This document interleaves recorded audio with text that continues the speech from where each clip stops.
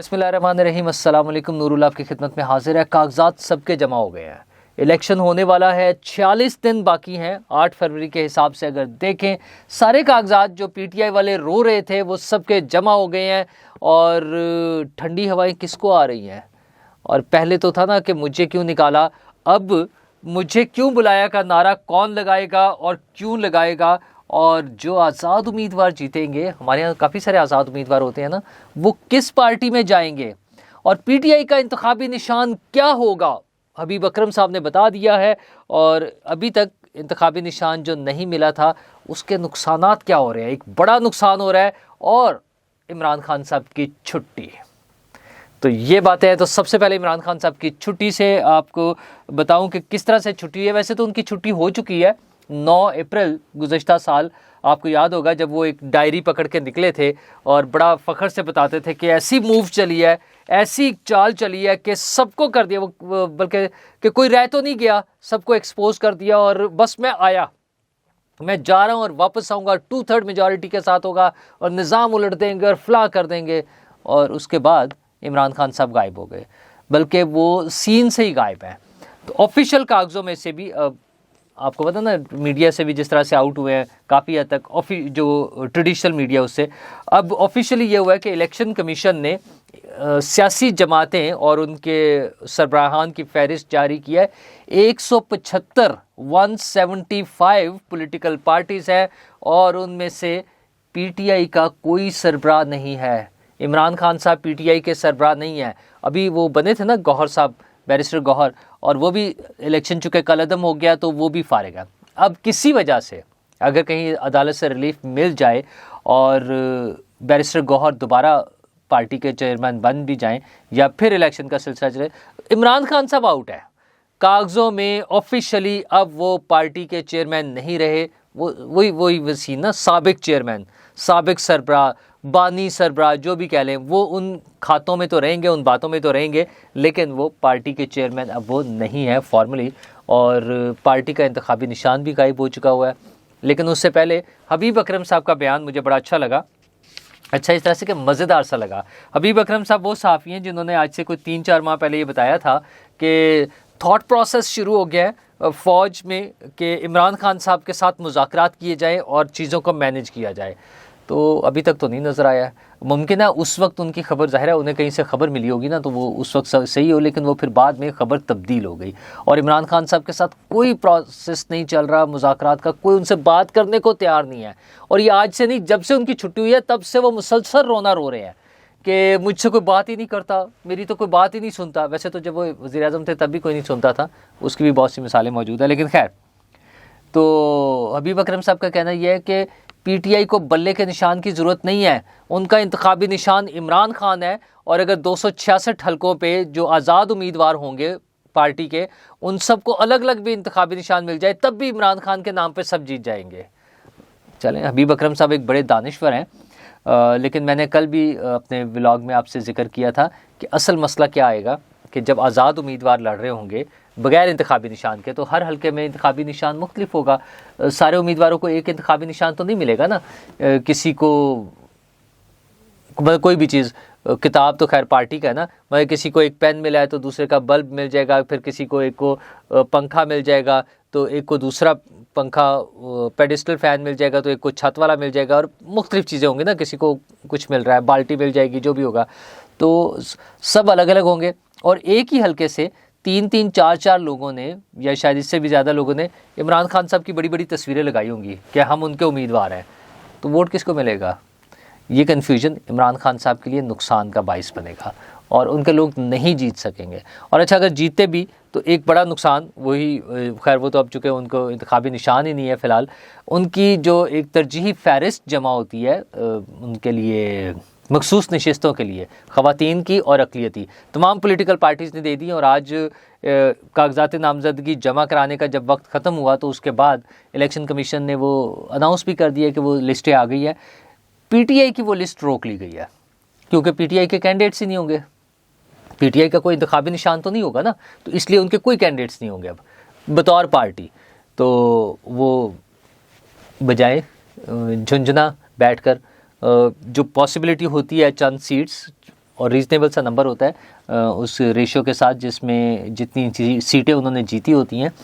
Peoples party की announce हो गई हैं, नून लीग के और बाकी तमाम पॉलिटिकल पार्टीज जिन्होंने अपनी तरजीही फहरिस्तें पेश की हैं, जमा करा दी हैं, वो सारी एक्सेप्ट हो जाएंगी और उनके इंतखाबी नताइज के बाद उसी तरतीब से टॉप टू बॉटम चलते हुए वो लोग उनकी ख़वातीन और अक़लियती नशिस्तों पे जो उम्मीदवार होंगे वो कौमी और सूबाई असम्बलियों के मेंबर बन जाएंगे।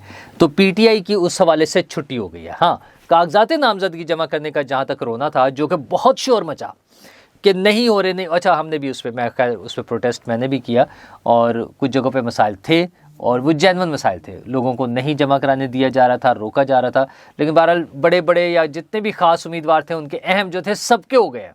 बस आप देखें ना, सबसे अहम इमरान खान साहब खुद नाअहल है, तोशाखाना में सज़ा हो चुकी है, जेल में है मुसलसल, साइफर का केस चल रहा है, 9 मई का केस चल रहा है, उनके 2 मरतबा कागजात नामजदगी जमा हो गए हैं। लतीफ़ खोसा साहब उनके वकील भी हैं, उनके भी कागजात नामजदगी जमा हो गए हैं। अली अमीन गंडापुर के हो गए हैं, मुराद सईद साहब के कागजात नामजदगी जमा हो गए हैं, हमाद अजहर साहब के कागजात नामजदगी जमा हो गए, जिनका बड़ा शोर मचा रहा आज के जी नहीं उनके कागजात नहीं जमा हो रहे। ओ भाई, वो थे मफरूर थे, इश्तहारी थे, उसके बावजूद उनके कागजात जमा हो गए हैं। मेरा ख्याल है शायद हसान न्याजी साहब के भी हो गए हों। लेकिन बहरहाल उसके बाद अब अगला मरहला जब शुरू होगा, इन सब लोगों के कागजात तो जमा हो गए हैं। सनम जावेद के वालिद साहब ने भी ऐलान किया था कि वो भी उनके भी कागजात जमा होंगे। तो ये सब लोगों के जमा तो हो जाएंगे, लेकिन इसके बाद अब एतराज़ात की बारी आएगी, जिसको स्क्रूटनी का मरहला कहते हैं। उसमें डिसाइड होगा कि ये मंजूर होंगे या नहीं होंगे। अभी सिर्फ जमा हुए हैं, ये ख्याल रहे कि ये कागजात जमा हुए, मंजूर नहीं हुए। अच्छा, इस पर भी इन्होंने शोर मचाना है कि देखिए जी पहले मंजूर हो गए थे, अब रिजेक्ट कर दिए, कोई मंजूर नहीं हुए अभी, बी क्लियर। लेकिन पीटीआई ज़ाहिर है उनका अपना प्रोपेगेंडा का तरीका है और वही वाला तरीका कि इतना झूठ बोलो कि वही सच लगने लगे। तो इन सब लोगों के जिनके कागजात जमा हुए हैं उसमें से जो इश्तहारी होंगे, जिनके लिए लीगल इश्यूज़ होंगे, कानूनी रुकावटें होंगी, ज़ाहिर है वो इलेक्शन नहीं लड़ सकेंगे, वो उसमें से आउट हो जाएंगे। उसके बाद अगला मरहला ना कि इंतखाबी निशान क्या होगा, ये तो उससे अगला मरहला है। तो इन सारी चीज़ों से गुजरते हुए आज एक बड़ा मरहला इलेक्शन का मुकम्मल हो गया, जो कागजात नामजदगी जमा कराने का था। 2 दिन के उसमें इजाफा भी हो गया था और बहुत से लोग इसलिए फ़ायदा नहीं उठा सके जिन्होंने पहले से तैयारी नहीं की थी कि उसमें वो बैंक ड्राफ्ट लगना था, एनओसीज़ आने होते हैं सरकारी डिपार्टमेंट्स के यूटिलिटी बिल्स के हवाले से कि डिफ़ॉल्टर नहीं है, ये सारी चीज़ें वो ज़ाहिर है आज के दिन में तो कम से कम नहीं हो सकते थे।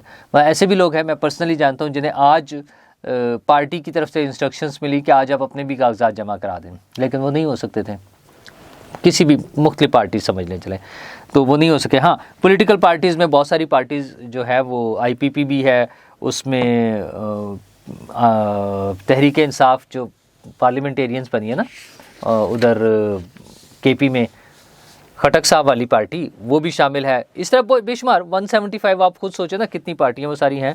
बस नहीं है तो ये खान साहब नहीं होंगे, और वो नहीं होंगे, मैं आपको जो कह रहा हूँ वो नहीं होंगे शामिल।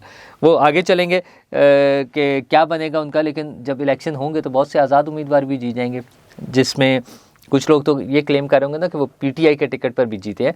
उसके अलावा भी ना वो PTI से होंगे ना किसी और पार्टी से, जेन्युइनली जो आज़ाद उम्मीदवार होंगे वो जीतेंगे। तो वो जाएंगे कहाँ? ज़ाहिर है उनके पास लिबर्टी होती है और एक ख़ास टाइम दिया जाता है कि इतने दिनों में वो अपना ऐलान कर दें कि वो किस पार्टी में शामिल हो रहे हैं। तो मोहम्मद मालिक साहब जो एक मारूफ सहाफ़ी हैं, उन्होंने जो खबर दी है, उनके बकौल ये जो आज़ाद उम्मीदवार हैं ये तमाम पीपल्स पार्टी में चले जाएंगे या पीपल्स पार्टी में भेज दिए जाएंगे। और यही वजह है कि बिलावल भुट्टो जरदारी साहब को ठंडी हवाएं पीपल्स पार्टी की तरफ आती हुई नज़र आ रही हैं। अच्छा, उन्होंने और भी बातें की हैं। वो साइफ़र पे बड़ा मानी केस है। वैसे इस वक्त जब अदालत एक तरफ उसको उड़ा रही है साइफर केस को, तो वो कह रहे हैं कि इसकी तहकीकात करें और ये बड़ा सिक्योरिटी ब्रीच था और सारी चीज़ें, खैर उनका मुतालबा अपनी जगह, तो अदालत को ज़ाहिर तहकीकात भी होनी चाहिए, सारी चीज़ें चेक होनी चाहिए। लेकिन ये उन्होंने जो है ना ज़बरदस्त किस्म की एक बात कर दी है कि ठंडी हवाएँ उन्हें नज़र आ रही हैं। अच्छा, हवा वैसे नज़र नहीं आती, और अगर मुस्तकबिल में आनी है तो फोकास्ट तो आ जाती है आजकल कि वो है ना कि फ़लाँ जगह से जो साइबेरिया की ठंडी हवाएं आ रही हैं और वो इतने अरसे में यहाँ पहुँच जाएंगी।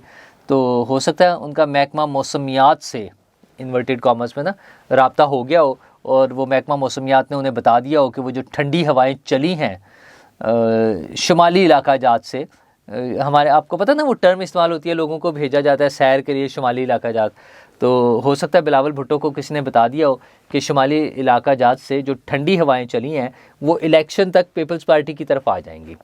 तो अच्छी बात है, ठंडी हवाएं भाई, वैसे भी आजकल सर्दी का मौसम है, अब नहीं आएंगी ठंडी हवाएं तो फिर कब आएंगी तो सर्दी का भी मौसम है और इलेक्शन का भी मौसम है, तो ठंडी हवाएं आनी चाहिए। लेकिन उन्होंने एक और बात भी की है, उन्होंने कहा कि मियाँ नवाज शरीफ साहब जो पहले कहते थे कि मुझे क्यों निकाला, अब वो ये नारा लगाएंगे कि मुझे क्यों बुलाया।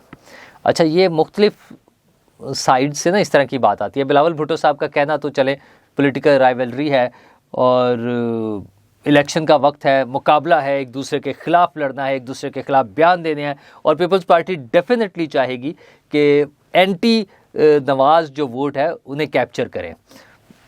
एक नॉर्मल सी बात है ना, उसके लिए पॉलिटिकल अपनी कैंपेन के लिए अपनी पॉलिटिकल स्ट्रेटजी के तौर पे वो इसकी कोशिश करेंगे।